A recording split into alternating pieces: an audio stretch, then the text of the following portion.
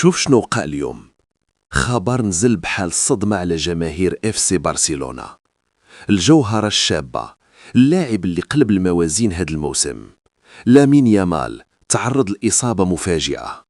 ولكن واش غير إصابة خفيفة؟ ولا كاين شي خطر حقيقي على مسيرته هذه الفترة؟ خليك معايا حيث القصة فيها تفاصيل ما متوقعاش.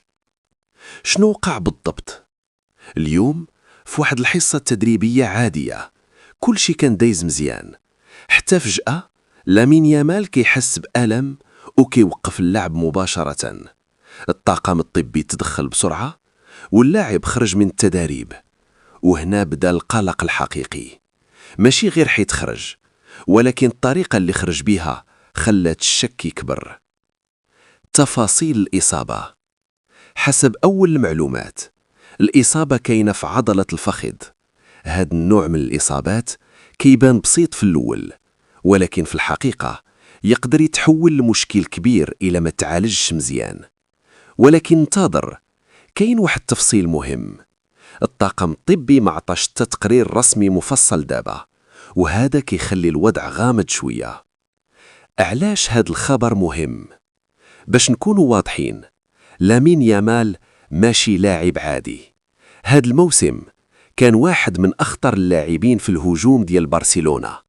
السرعة ديالو، الثقة والجرأة في المراوغة، كلها خلاته عنصر أساسي.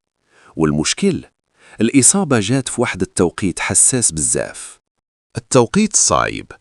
برشلونة داخل في مرحلة نارية، مباريات قوية، ضغط كبير، منافسة على الألقاب. وفي هذا الوقت الفريق محتاج لكل لاعب، وغياب يامال ممكن يبدل بزاف ديال الحوايج. كيفاش غيتعامل الفريق؟ دابا المدرب خاصو يلقى الحل بسرعة. كاينين اختيارات، ولكن بصراحة ما كاين حتى واحد عنده نفس التأثير ديالو. يمكن يبدل الخطة، يمكن يعطي فرصة للاعب آخر، ولكن واش هاد الحلول غادي تنجح؟ هنا كيبقى السؤال. ردة فعل الجماهير. في السوشيال ميديا الجماهير ما سكتاتش، كاين اللي تخوف، هاد الإصابة جاية في أسوأ وقت، وكاين اللي قال غادي يرجع أقوى إن شاء الله. ولكن الحقيقة الكل كيتسنى الخبر الرسمي. مدة الغياب المحتملة. التوقعات الأولية كتقول إذا كانت الإصابة خفيفة من 10 أيام حتى 3 أسابيع، ولكن إذا كانت عضلية بشكل أكبر ممكن توصل حتى الشهر ولا أكثر.